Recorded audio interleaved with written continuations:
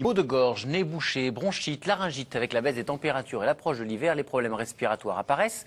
Certaines plantes peuvent peut-être vous soulager. Alors quelles sont ces plantes qui possèdent des vertus respiratoires? Comment les utiliser? Et quelles précautions prendre par exemple pour les enfants? Pour en parler, nos deux spécialistes des plantes, le docteur Laurent Chevalier qui est nutritionniste et botaniste, bonjour. Bonjour. Et Thierry Thévenin, producteur herboriste, bonjour. Bonjour Thierry. Alors, beaucoup de questions, vous vous en doutez. Les pharmacies vendent des cocktails d'huiles essentielles en vapeau pour assainir les pièces de la maison. Est-ce que c'est efficace? En vaporisateur. Oui, je lis la question telle quelle. C'est plutôt une bonne idée, ouais. C'est vrai qu'en général, moi je ne suis pas souvent défenseur des huiles essentielles, mais là en l'occurrence, c'est vrai que cette propriété qu'elles ont d'être très volatiles et de se diffuser dans l'atmosphère, c'est particulièrement indiqué pour les problèmes respiratoires. Alors moi j'ai une question tout de suite, c'est que... Deux précautions quand même importantes. Vous attendez pour votre question, hein. Vous la mettez derrière l'oreille, puis on en reparlera tout à l'heure. Hein. Deux précautions importantes. On considère qu'il faut faire attention pour les enfants de moins de 7 ans. Et on ne l'utilise pas chez la femme enceinte non plus. Donc il faut faire très attention à ça. Oui, mais pour les huiles essentielles. Ça va dans le sens de ma question, puisque vous nous dites sans arrêt, oulala, les huiles essentielles, c'est à doser minutieusement, à utiliser précautionneusement. Si je passe ma journée à mettre de l'huile essentielle en vaporisateur dans ma maison, c'est pas bien bon. Non. Il faut faire attention, alors c'est surtout, il faut faire très attention par voie orale. Là, en l'occurrence, c'est dans l'atmosphère.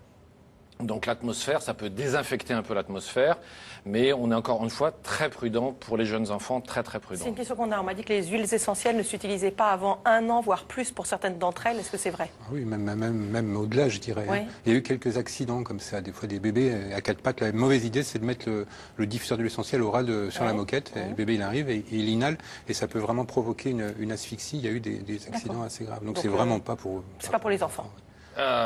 Après 7 ans. 7 ans. Après 7 ans.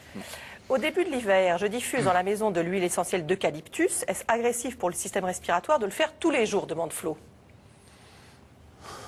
Tout dépend du dosage. On a toujours dit que les plantes, c'est poison, remède, c'est une question de dose. C'est encore plus vrai que les huiles essentielles comme elles sont très concentrées. Mais tous les jours, si c'est pendant une semaine, à un moment donné où on sait que dans l'environnement, il y a une poussée comme ça de... Je crois que c'est tout l'hiver. Hein. Tout l'hiver... Je crois qu'il faut être un peu prudent. Après ça, il faut pas éviter à aérer aussi les pièces. Hein. Je veux dire, c'est très efficace. Et puis, des fois, il y a une autre plante qu'on peut utiliser, une plante française de Nouvelle-Calédonie, le niaouli. C'est du Melaleuca qui est intéressante et qui est un peu moins agressive que l'Eucalyptus globulus. Mais enfin, on peut alterner aussi un petit peu. L'eucalyptus, l'intérêt, comme c'est quand même riche en huile essentielle, on n'est pas obligé non plus de passer par la case huile essentielle. On peut simplement acheter des feuilles d'eucalyptus et on fait comme les grands-mères à l'ancienne, soit les faire brûler, avec une braise, soit même la mettre dans une casserole avec de l'eau et les mettre en ébullition, et ça va diffuser. Ça sera très doux.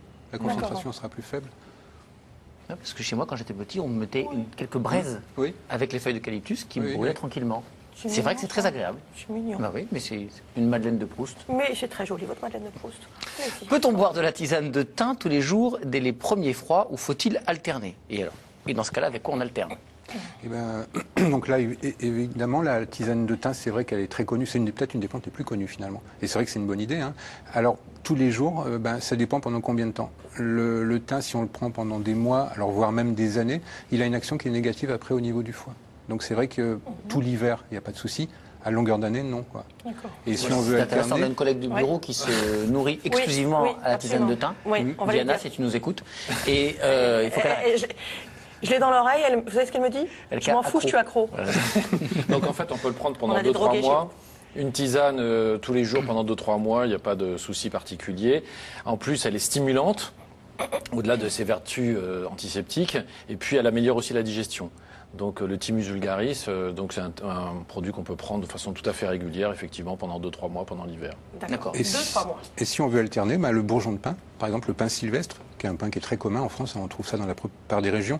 Même on peut utiliser le pain maritime, d'ailleurs, il n'y a pas d'importance. La plupart des pins sont faciles à reconnaître, c'est ces résineux qui ont des aiguilles assez longues et toujours réunies 2 par 2. Elles sont par petits bouquets de 2, donc c'est quelque chose qui est assez facile. Et c'est aussi un tonique, aussi antiseptique. Ça se récolte à quel moment, le bourgeon de pin? Alors, à la fin de l'hiver. Au mois de mars, au moment où les bourgeons, là on le voit, ils commencent à s'ouvrir. C'est au moment où ils commencent à s'ouvrir, donc février-mars. Ça doit sentir très bon, ça, non? Oui, c'est très agréable en plus. Ah oui, j'aime bien. Et ça, infusion, pareil? Oui, j'adore. Et on prend une petite poignée comme ça, on le met dans sa casserole? Pour une tasse pour cette quantité-là, on va prendre 3 ou 4 bourgeons. Écoutez, c'est intéressant. 3-4 bourgeons. 3-4 bourgeons pour une. C'est très économique. D'en mettre plus. Et donc on peut, alors on boit bien sûr, mais on peut aussi faire une inhalation. qu'on peut l'utiliser en inhalation. Oui, alors justement, puisqu'on parle de problèmes respiratoires, à quel moment on choisit inhalation ou infusion? Parce qu'on dit, oh, je suis tout pris, on a plutôt tendance à se dire, il faut mieux une inhalation, on se met sous un linge. C'est efficace, c'est pas efficace? Qu'est-ce qu'il vaut mieux faire? Les inhalations, moi, je pense que c'est très bien, hein, par voie comme ça, aérienne, c'est intéressant. On a déjà aussi des produits qui sont prêts en pharmacie. On a des ampoules quand on est pressé, qu'on peut ouvrir, on met dans de l'eau chaude. On a des petites capsules aussi. On a des petites capsules. Enfin, on a tout un tas de produits qui sont aussi disponibles et qui sont pas mal en pharmacie, avec finalement un peu d'huile essentielle, mais pas trop. Donc, c'est des produits qui sont très intéressants. Effectivement, on peut même acheter un petit inhalateur. C'est pas mal. Et puis, à un stade de plus, on peut utiliser les aérosols. Vous savez qu'on a beaucoup remis en question, vous en avez parlé ici aussi, les sirops qui sont pas toujours très utiles dans toutes ces affections respiratoires. Par contre, les aérosols peuvent être pas mal et on a des marques à base de plantes que l'on met dans l'aérosol avec d'autres produits pour dilater un peu les bronches et des choses comme ça. Donc c'est vraiment la voie aérienne qui est une voie intéressante. On demande quand même... Non, mais c'est la question du... Moi, je me demande quel est l'intérêt de boire quelque chose quand on est enrhumé? Oui. Effectivement, mais ça peut quand même avoir un intérêt. C'est-à-dire qu'en fait, quand même mieux que je prenne une inhalation. On va adoucir en fait les voies aériennes supérieures, et donc par ce biais-là, ça limite la toux, par exemple. D'accord. En plus, on a des plantes qu'on peut prendre sous forme de pastilles, l'éricimum par exemple, qui va aussi adoucir. Donc on adoucit les voies respiratoires supérieures. D'accord. On demande quand même si tous les pains ont les mêmes vertus. Alors tous les pains, oui. Tous les résines, non, bien sûr, mais tous les pains, oui. On peut les utiliser les uns ou les autres. C'est vrai que communément, c'est surtout celui-là qu'on utilise. Ou alors, il y en a un qui est intéressant aussi après en montagne, c'est le pain accroché, qu'on va trouver plus haut en montagne pour les gens qui habitent, par exemple. Le pain accroché. Pain accroché. Accroché, c'est en un mot ou en deux mots? En deux mots. En deux mots, il a des petits crochets. En fait, sur son fruit, il y a une forme recourbée comme un crochet. C'est pour ça qu'on l'a appelé comme ça. En cas de toux grasse ou toux sèche, on nous demande s'il vaut mieux se soigner avec des tisanes ou des huiles essentielles. Ça, c'est variable. Il faut voir quelle est l'origine de la toux, et puis s'il y a un syndrome infectieux, pas de syndrome infectieux. Quand il y a une toux grasse, on cherche aussi un peu des plantes qui ont ce qu'on appelle des saponines, par exemple comme le bouillon blanc, puisque ça va fluidifier un petit peu au niveau de l'expectoration. Donc ça peut être pas mal aussi.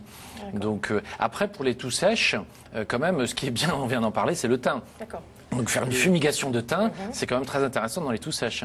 Le bouillon blanc, il y a une petite précaution à prendre, parce qu'en fait, c'est vrai que c'est une plante qui est très intéressante. C'est un peu comme la le bouillon blanc, c'est ce qu'on voit là. Voilà. Ils ont des petits poils. Et donc, c'est comme la mauve, c'est des plantes qui sont riches en mucilage, donc ils vont avoir tendance à fluidifier les mucosités, puis ça sortira mieux. Et donc, tout grasse, c'est intéressant. Bouillon blanc, il faut prendre une précaution, c'est qu'il y a plein de petits poils minuscules sur les fleurs ou sur les feuilles, puisque les deux parties s'utilisent. Il faut vraiment filtrer soigneusement avec une étamine ou une passoire très fine. Sinon, là, on se fait une belle irritation. Quand on fait une fois, en général, on ne le fait pas deux fois. Quand on croise la plante, là, telle qu'on la voit là en photo, on fait quoi avec? On prend les pétales, on prend les pistils, on prend les feuilles, on prend la tige. Je prends quoi? Je cueille quoi? Raté, c'est la corolle. La corolle. Pourtant, j'en avais dit des choses. Je vais tomber encore à côté. C'était bon. Tous les jours. Alors plutôt c'est une plante qui est un peu délicate, un peu difficile à sécher. Il faut y aller plutôt le matin, la fraîche. Il ne faut pas la prendre quand il fait très très chaud. Et la corolle, c'est vraiment la petite roue jaune avec les 5 pétales jaunes. Et on tire dessus. Il y a juste ça qui vient. Et donc on passe tous les jours et ça peut se récolter tout l'été. Ça, c'est des traitements d'une dizaine de jours. Tous les jours, on va chez notre arboriste préféré. Voilà, aussi. Dans quelques instants, on va regarder un reportage, mais juste un conseil pour une femme enceinte qui tousse, qui veut avoir une tisane. Alors, je crois que pour la tisane, il faut prendre un petit peu de plantain, par exemple.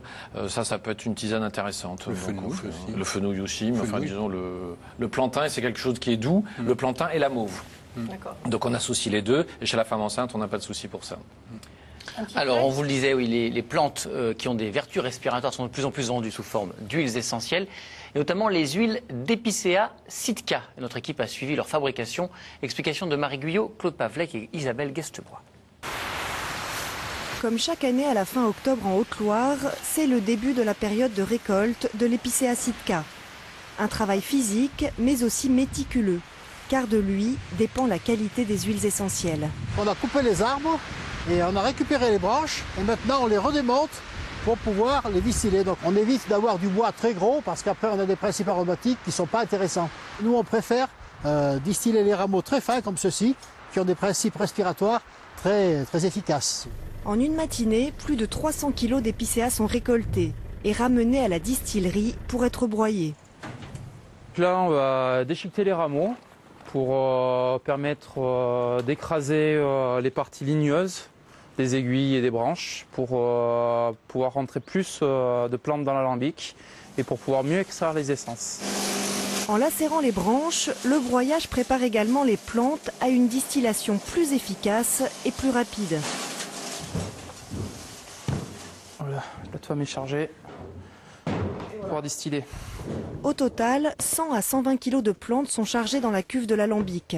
Un travail de remplissage qui doit être homogène. Homogénéiser la cuve, ça veut dire que la vapeur va traverser la cuve en même temps de chaque côté, tout autour. Et du coup, on aura un meilleur entraînement des huiles essentielles. Là, on va fermer l'alambic. On va mettre le chapiteau. C'est une grosse cocotte minute, un peu complexe, on va dire, avec des thermomètres et des manomètres. Et maintenant, on va envoyer la vapeur. La distillation peut maintenant commencer. Elle va durer environ 3 heures, au cours desquelles la température va grimper jusqu'à 99 degrés. Le but, c'est de rester toujours en dessous de 100 degrés pour éviter de dégrader les molécules aromatiques. Au bout d'1 heure et demie, les premiers condensats commencent à arriver. Il s'agit d'un mélange d'eau florale et d'huiles essentielles. Vous voyez les petites épaisseurs qu'on voit ici, qu'on appelle le ménisque. Donc ce sont les huiles essentielles qui viennent d'arriver. Donc elles sont plus légères que l'eau, elles remontent en surface. Et sans doute, on a affaire aux premiers esters, aux composés oxygénés, les notes les plus volatiles qui sont contenues dans l'huile essentielle. Les 300 kg d'épicéa récoltés ne permettent d'obtenir qu'1,5 litre d'huiles essentielles. Ce précieux liquide est laissé à l'air libre une dizaine de jours afin de se réoxygéner et de se stabiliser. Les huiles sont ensuite stockées 3 mois en chambre froide avant d'être mises en flacon. Donc la mise en flacon, c'est un moment important. Il faut être assez précis. Parce que c'est le moment où on débouche le flacon, on commence à les sentir, on les renifle un peu, on les olfacte pour voir si elles ont bien évolué. Et puis c'est le moment où on se prépare à commercialiser ce produit qu'on a quand même mis du temps à élaborer, qu'on a patiemment récolté, travaillé, distillé. Donc c'est l'aboutissement un peu d'un travail de production. Ces huiles essentielles sont maintenant prêtes à être commercialisées en boutique et sur les marchés. Alors, on nous demande les vertus de l'épicéa, on va y venir, mais d'abord... Alors d'abord, on vous montre... Où est-ce que je peux montrer ça? Je ne sais pas qui je peux montrer ça. Je vais montrer ça comme ça, voilà. Voilà on va mettre plein, oh, c'est pas grave, on rangera après. Hein. Des branches d'épicéa, et une fois que c'est mis en petits morceaux, ça ressemble à ça. Voilà. Et alors après, ça donne et ça sent très bon. Alors ensuite, ça donne soit donc des huiles essentielles. Les huiles essentielles, ça, on connaît. Ça, on connaît bien maintenant, puisqu'on nous en parle. En petit flacon. Quasiment. Et puis, quelque chose qu'on découvre avec Marina, c'est l'eau florale. Alors ça, c'est quoi l'eau florale? En fait, ce qui se passe, donc, quand on fait la distillation, c'est-à-dire que les branches, là, comme ça, brutes, elles sont mises donc, dans un alambic. Donc il y a de la vapeur qui est injectée. Donc la vapeur va entraîner les composés aromatiques de la plante, les huiles essentielles donc. Mais en même temps, cette vapeur aussi, elle va se charger d'éléments qui sont hydrosolubles, qui sont solubles dans l'eau. Et donc une fois à la sortie de l'alambic, ce qu'on va récupérer, c'est les deux phases. Donc une phase, en général, presque toujours plus lourde en bas dans l'essentiel qui sera l'eau florale. Oui. Donc la vapeur d'eau qui est repassée en phase aqueuse et qui est chargée en composés hydrosolubles. Et puis au-dessus, une pellicule plus légère. C'est ce qu'on voyait très bien dans les images de reportage dans l'alambic. Au-dessus. Donc ça, c'est vraiment ces deux produits-là, ils arrivent ensemble dans l'alambic, mais ils sont extrêmement différents. Alors qu'est-ce qu'on fait de l'eau florale? Parce que ça sert à quoi par rapport aux huiles essentielles? Et comment ça se prend? Il y a quelque chose qui est cohérent. Donc, dans le cas où on a, par exemple, dans le cas du pin ou de l'épicéa, des plantes qui sont à visée respiratoire, les deux ont des propriétés respiratoires. C'est simplement le mode d'emploi qui n'est pas du tout le même. Ça, c'est très doux. C'est presque de l'eau, avec quelques faibles pourcentages de molécules issues de la plante. Donc ça, on peut quasiment le boire. Alors, on n'en boit pas des litres, mais on peut très bien en boire une cuillère, un fond de verre. On peut l'utiliser en lotion. On peut le mettre un peu dans un peu d'eau? Oui, bien sûr. Ouais. On peut mettre ça dans un... Juste une gouttelette ou il faut... Voilà. Ouais. D'accord. C'est quelque chose qui est donc très très doux. Oui, enfin ça quand même sacrément parfumé. Ah bah oui, bien sûr. Ouais. Oui, c'est parfumé. C'est plus de l'eau. Hein. C'est clair que c'est plus de l'eau. Hein. Alors d'ailleurs, il faut faire attention... Quand on veut acheter des eaux florales, en fait, il y a différentes techniques de distillation. Là, dans le reportage qu'on a vu, par exemple, c'est des gens qui prélèvent peu d'hydrolat. Parce que, donc, 1 pour 1 en général, ou 1 pour 2. C'est-à-dire que pour 1 kilo de branches d'épicéa, Ils vont simplement... C'est pas désagréable, hein. Ils vont simplement Allez, un deuxième accro. 2 litres d'hydrolat. Alors qu'il y a certaines techniques plus industrielles où on cherche la rentabilité, on peut aller jusqu'à 20, à 10 ou à 20. Et après, effectivement, quand vous le sentez, vous direz, tiens, c'est de l'eau, quoi. Et là, vous avez un peu ce matin, normalement, ça va m'aider. Ah oui, oui, oui. Donc ça, c'est l'eau florale. Et l'huile essentielle, ça s'utilise comment? Alors, l'huile essentielle, enfin, on a plusieurs formes. Mais moi, je pense qu'une des formes intéressantes d'huile essentielle, je dirais que c'est... les inhalations sèches, c'est-à-dire qu'on peut très bien en mettre un petit peu sur son mouchoir et puis respirer ça dans la journée. Et puis il y a une forme intéressante aussi, c'est d'en mettre tout simplement sur son oreiller. C'est bon pour tout le monde? Au-delà de 7 ans. Alors oui, et puis un bémol aussi pour les asthmatiques. Il faut faire attention aux asthmatiques qui ont besoin de bien respirer pourtant. Oui, qui ont des toux irritatives. Ça peut aggraver l'irritation. Donc je pense que pour les asthmatiques, il faut être extrêmement prudent avec tous ces produits-là. D'accord. Alors Marina doit nous faire aussi une petite démonstration. Non, je n'ai pas fait une démonstration, mais c'est quand même assez fascinant. C'est une invention. Voilà, les monsieur qu'on a vu dans le reportage, je crois. Olfactive. En fait, on met un petit peu de goutte d'huile essentielle sur les cotons-tiges. On met les lunettes 2 fois 15 minutes par jour. C'est bien parce que c'est discret. On a l'air tout de suite plus intelligent. Voilà. Et puis vous n'avez pas l'impression que ça vous gratouille le nez en même temps. Oui, c'est quand même. Je suis pas certain. Ça vous va bien aussi. Ça me va autant. Bon, c'est n'importe quoi ou pas? C'est anecdotique, je dirais. C'est anecdotique. Hein, je veux dire, je pense que c'est plus simple d'en mettre un petit peu sur son mouchoir, c'est plus discret. C'est plus discret, puis on respire ça. Oui, parce que c'est pas possible. Je voudrais quand même qu'on revienne à la question qui était les vertus de l'épicéa. Les vertus de l'épicéa, c'est à la fois quelque chose qui est antiseptique et qui va améliorer, si vous voulez, la respiration au niveau des voies respiratoires à la fois supérieures et inférieures. En fait, il y a une unité maintenant, donc c'est quelque chose qui est intéressant, hein, tout à fait intéressant. D'accord. La mauve que vous avez amenée, c'est ça, hein, se cultive-t-elle facilement sur un petit balcon parisien et comment l'utiliser? Sur un petit balcon, il faut quand même, c'est une plante un peu gourmande. Il lui faut donc un substrat un peu riche et il faudrait quand même une jardinière un peu profonde. Sinon, c'est vrai qu'on pourrait la cultiver, c'est une annuelle, hein, donc les plantes annuelles, c'est les plantes qu'on sème et qui vont pousser et fleurir en moins d'1 an. Donc ça peut se faire sur un balcon, à condition d'avoir une jardinière un peu grande et avec une terre un peu riche. Et comment l'utiliser en cas de...